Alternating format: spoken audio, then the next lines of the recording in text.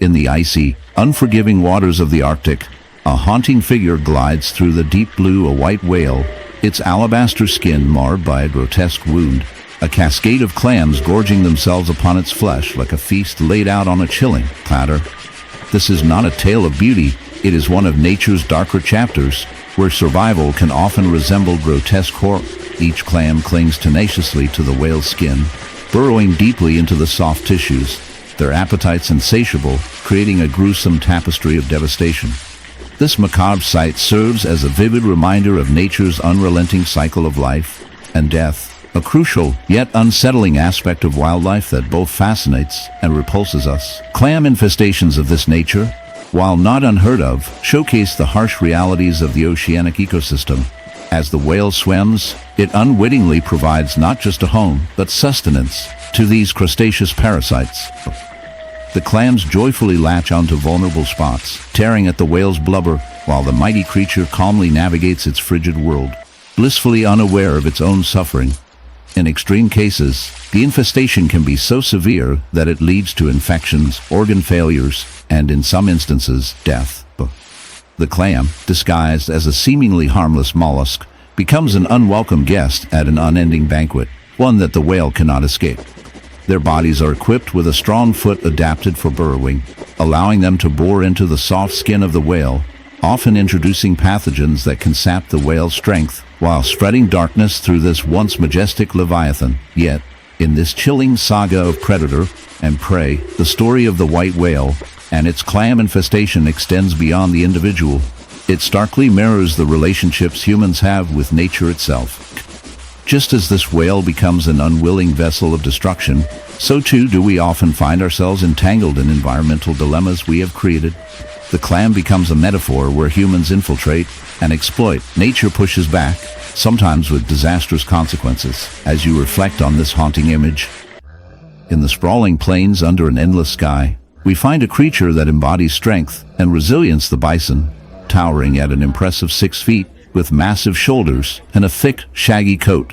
These animals thrive amidst the harsh elements, yet, amidst this idyllic scenery, a haunting spectacle unfolds, a bison with a gruesome wound, a testament to nature's darker side. This bison bears the scars of a horrific wasp nest infestation, a gaping hole swarmed with furious wasps, their buzzing a chilling symphony of terror. What could have led to such a grotesque spectacle? As we delve deeper, we uncover a harrowing truth. The bison is not merely a victim of random misfortune, but is caught in a twisted dance of life and death. Wasps, known for their aggressive nature and painful stings, can turn a seemingly healthy bison into a nightmarish tapestry of agony. The wound, festering and raw, is a product of the wasp's relentless nesting habits. Like tiny architects of suffering, they burrow under the skin, laying larvae that feast on the bison's flesh. As the larvae nestled within the tissues mature, they exacerbate an already horrific sight, masses of writhing young taking form beneath the surface. The buzzing swarm, once merely a nuisance, brandishes a lethal weapon in defense of their home. Each sting incites not just pain but an acute, crippling inflammation, forcing the bison into a state of perpetual suffering. The plight of our bison symbolizes a raw truth about nature. It can be breathtakingly beautiful, yet ruthlessly unforgiving. The wasps serve as a reminder that even the strongest creatures are not immune to the cruel mechanisms of survival. As we ponder this dark alliance between predator and prey, a question lingers in the air. What does this say about us? Humanity, with its penchant for meddling in the natural world, stands as a guilty party in this chaotic web of life. In our pursuit of progress and convenience, we forget the delicate balance that sustains life. Can we, in our relentless quest to mold nature to our will, confront the devastating consequences that arise? One may chuckle uneasily at the thought if nature had a sense of humor. Perhaps it would serve us a plate of wasps, reminding us that we are not invincible. Morality ripples beneath the surface of survival, revealing the stark truth that in nature's grasp, we are all merely players in a game far more complex than we can comprehend.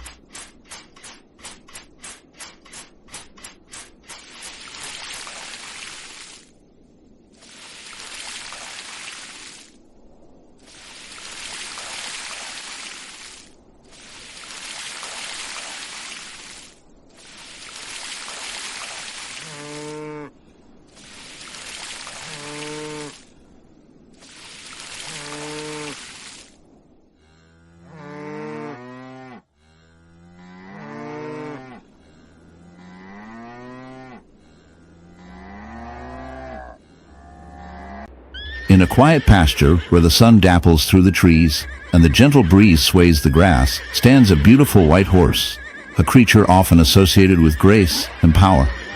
But today, this majestic animal is marred by a horror few could witness without feeling a shiver of revulsion. Upon its tender flank, a grotesque wound festers, a nightmarish testament to the power of nature's most bizarre parasites, barnacles. The sight is shocking, a patch of skin not just blemished, but grotesquely twisted, and covered in a battlefield of white, shelled invaders, clinging with a tenacity that seems otherworldly. One might wonder, how did this fascinating, and yet revolting infestation occur? Barnacles, often seen adorning the hulls of ships or the stones on a beach, are marine crustaceans that seek any surface to latch onto. Their journey to a horse's side is extraordinary yet unsettling. In this case, it appears a group of barnacle larvae mistook our noble steed for a mere rock in the turbulent ocean of life, attempting to anchor their muscular bodies on its unsuspecting skin. These tiny aquatic creatures go through a horrifying metamorphosis, encasing themselves in protective shells that grow harder and more impenetrable with time. Once attached, they feast upon the horse's living tissue, draining it of vitality like little vampires of the sea. Each barnacle presents a grotesque patchwork of hard and soft, thriving in an ecosystem of suffering. As the barnacles proliferate, the wound becomes a festering ecosystem of bacteria and dead tissue that could rival the most grotesque scenes from a horror film. In the dense, shadowed underbrush of a forgotten forest, life teeters on the edge of beauty and monstrosity. The air hangs heavy with the scent of decay, mingling with the earthy aroma of cedar and moss. It is here, beneath the rust-colored canopy of autumn leaves, that the silent specter of nature's cruelty reveals itself. A lone deer emerges from the thickets, its trembling legs carrying a burden that seems more grotesque than fair. On its flank, an alien invader clings with savage persistence, a barnacle wound oozing the pale ichor of infection, a sight so macabre it feels ripped from the pages of a horror novel. Look closer, if your stomach permits. Where smooth, tawny fur should ripple gently with life, there is now a gnarled, discolored patch of skin, festering with barnacles. They sprout like warts, calcareous and bulbous, twisting outward in grotesque shapes that almost resemble malignant flowers. These barnacles, ordinarily confined to rocks and seas, have dared to latch themselves onto the warm, pulsing flesh of a terrestrial animal, a perverse crossroad between ecosystems that defies comprehension. The wounded deer's eyes drip with a dull blaze of pain, its side etched with an odd topography of flesh and coral-like crustaceans. This sight is not for the faint-hearted, but demands your attention. What force of nature could allow such a hellish symbiosis to exist? Barnacles, as we know them, are creatures of the ocean, those hardened little hitchhikers that cling to ships, docks, and the shells of sea turtles. But in an uncommon and deeply disturbing twist, they are also capable of infesting mammals. No one can be sure exactly how this land-dwelling deer has come to bear the brunt of their conquest.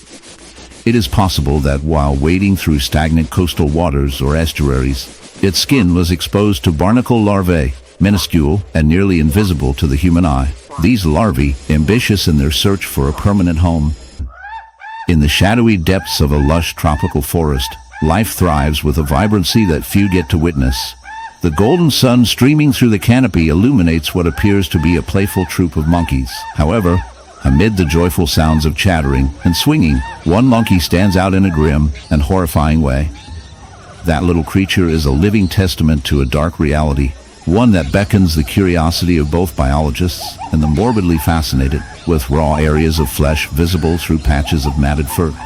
This monkey's arm tells a story of suffering that diverges sharply from the usual carefree antics of its kin. Horrifically, a swarm of insects has made this unfortunate being their home, turning what should be a vibrant life into something that resembles a horror film. As we venture deeper into this treacherous realm of nature, we learn that insect infestations are not merely coincidental occurrences, but rather a stark manifestation of a larger ecological narrative.